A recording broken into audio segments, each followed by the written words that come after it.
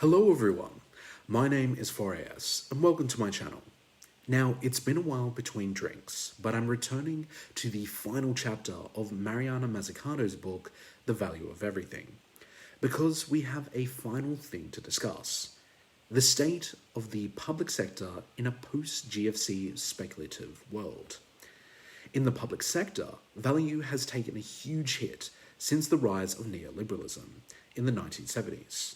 The general consensus has been government as a complementary figure to the economy. But the million-dollar question is this: is that how we should be enforcing government value in society? Well, today, we'll explore what is public value in the economy. If you're new here, this is a series of video essays where I cover political, economic, and revolutionary topics which are relevant to our time. I read the books, so you don't have to. In a world where money rules the land, there is one critique that is left unspoken. Integrity leads to innovation. Innovation leads to inequity. Inequity leads to insanity.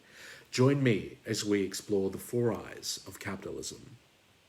If this is your first time here, consider subscribing for more content in the future. So, let's jump right in. When we consult standard economic views of governments, we have a facilitator view of what to expect.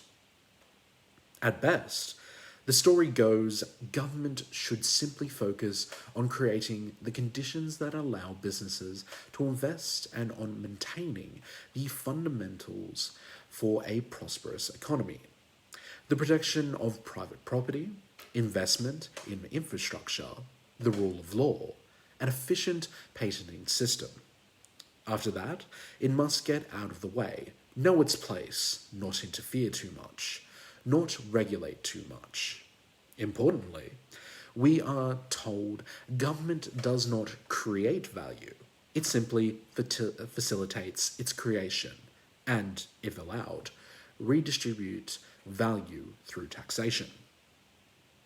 This is subtle sophistry. When you look at it, it persuades the general public to look at government and see it as a stifling force when it comes to innovation and technology. But as we've pointed out in the first and second part of this series, marginalist thinking of price dictating value and value dictating price has made marginalist claims of value creating look extremely arbitrary. But it begs the question: where did this dichotomy of government as a stifler and private companies as a creator come from?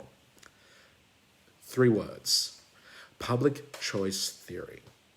A big component of public choice theory is its ability to weaponize the idea of self-interest.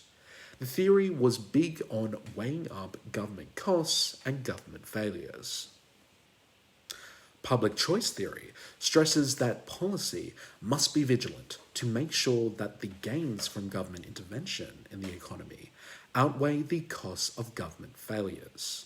The idea is that there is a trade-off between 2 inefficient outcomes. One, generated by free markets, market failure, and the other by governmental intervention, government failure. Now, don't get me wrong. The premises under which public choice theory dictates, on the surface, makes sense. Government can react to positive and negative externalities within a society. For example, because private firms find early innovation risky, governments can institute public goods programs to fill innovation gaps. Or, if private companies are producing waste, they will be affected by emission trading schemes or carbon taxes.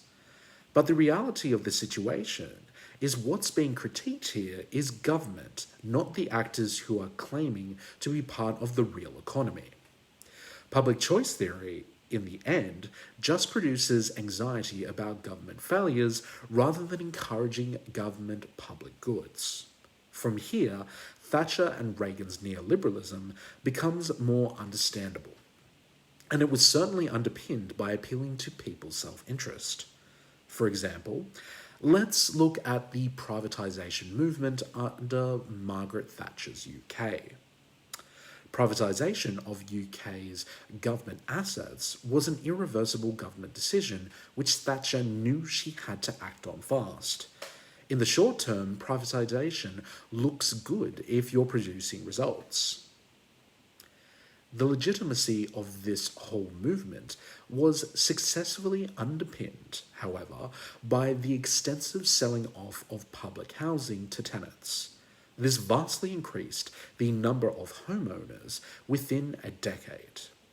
It satisfied traditional ideals of individual property ownership as a working class dream and introduced a new and often speculative dynamism into the housing market that was much appreciated by the middle classes, who saw their asset values rise, at least until the property crash of the early 1990s.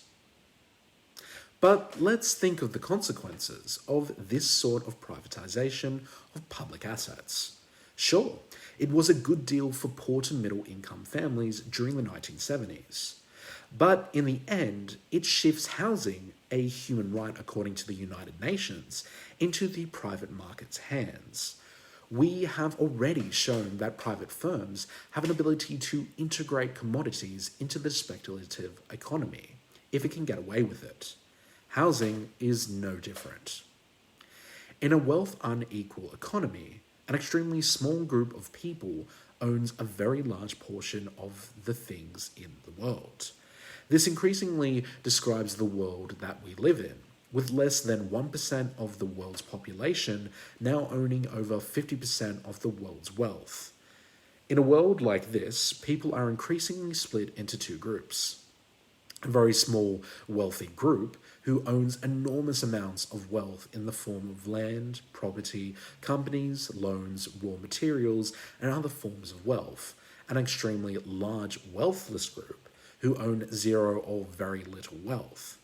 At the moment, in rich countries like those in Europe and the United States, we do have a reasonable large middle group who own reasonable but not very large amounts of wealth.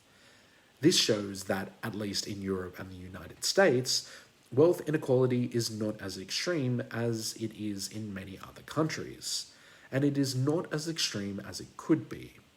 As wealth inequality has increased in recent years, this group has been shrinking, and if wealth inequality increases, it will continue to shrink. What housing illustrates for us is that the view of the public sector as a facilitator of value has in fact caused more harm than good. That's how we can end up with micromanagement systems such as austerity.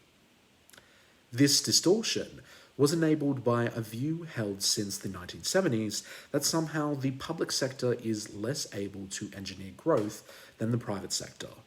What followed was a drive towards austerity across Europe. And tragically, instead of being allowed to invest their way back to pre-recessionary level of output and employment, weaker European countries were repeatedly told by the Troika, the IMF, European Central Bank, and European Commission to cut public spending to the bone.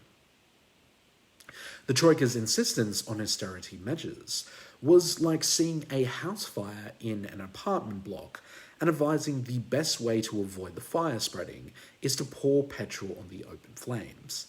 The word madness doesn't quite cut it. Because that was the ironic thing about the global financial crisis.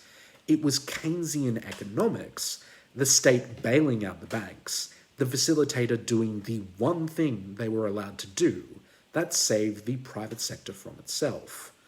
To those of you who don't know, Keynes was the chief theorist who revolutionized a way for governments to respond when markets fail.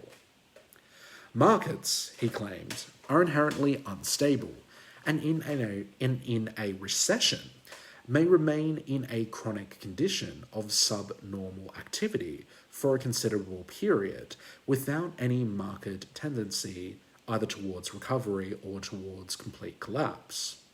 In these circumstances, he stressed, the role of government is crucial. It is a spender of last resort.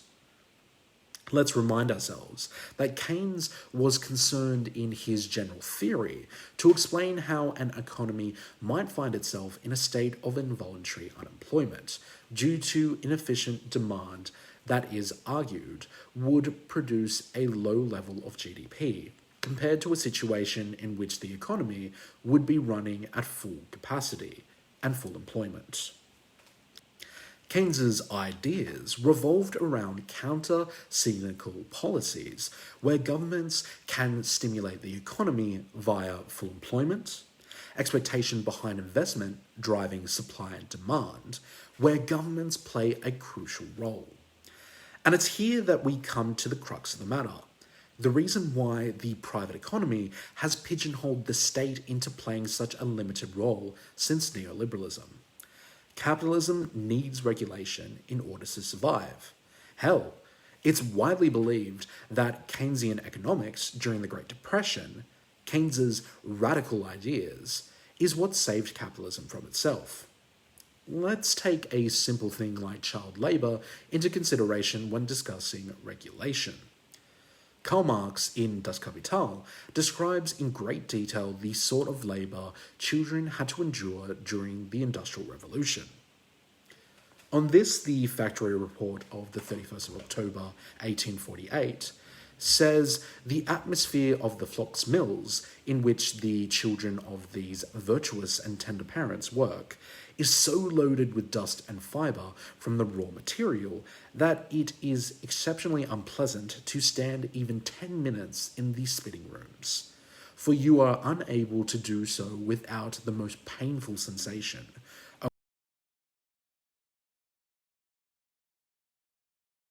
owing to the eyes, the ears, the nostrils, and mouth being immediately filled by the clouds of flox dust from which there is no escape. The labour itself, owing to the feverish haste of the machinery, demands unceasing application of skill and movement. Under the control of a watchfulness that never tires, and it seems somewhat hard to let parents apply the term idling to their own children, who, after allowing for meal times, are fettered for 10 hours to such an occupation in such an atmosphere. But I'm sure you're thinking, that is a different time. We have standards today. Well, we have standards that can be repealed. In Australia, everyone laughed when former Prime Minister Scott Morrison wanted to let children have a forklift licence. But the matter still remains that child labour laws violations increased 37% in the USA alone in 2022, and an argument can be made that these laws could be rolled back. If an able-bodied 14 or 15-year-old can work, a capitalist organisation has no problem letting them work if they can get away with it. But is this all doom and gloom? Well, no. The reason we're in such a bad spot is the market trying to force government to be a small, sit on the sidelines, and to do nothing unless it's being called upon. As my video essays on anti-capitalism said, revolutionizing a system doesn't mean grabbing your torch and pitchforks, but letting organic grassroots movements influence a system to show what can be viable as a process moving forward in society. Keynesian economics was about reacting to a bad situation. If regulation wants to do the ultimate good, we should be changing the system in the good times too. The trial and error process is accepted in the private sector, but when governments experience failure, they are regarded as incompetent and are accused of being unable to pick winners. As a result, public organisations are frequently told to stick to the straight and narrow to promote competition without distorting the market, by choosing specific technologies, sectors, or companies in which to invest. To limit government in this way is to completely ignore its track record, from the development of touchscreen technology to innovation in the renewable sector. Government has often been at its best when mission-orientated, precisely because, as President Kennedy said, it is hard. Doing hard things means being willing to explore, experiment, make mistakes, and to learn from those mistakes. But this is almost impossible in a context in which government failure is deemed the worst of all sins, and in which the guns are loaded, waiting for government to make the slightest mistake. Something to consider next time you hear someone say that government is full of crooks and we should leave the market to decide everything. If you haven't already, like, share, and subscribe for more content in the future. And remember, folks, to keep thinking and keep learning. Goodbye till next time.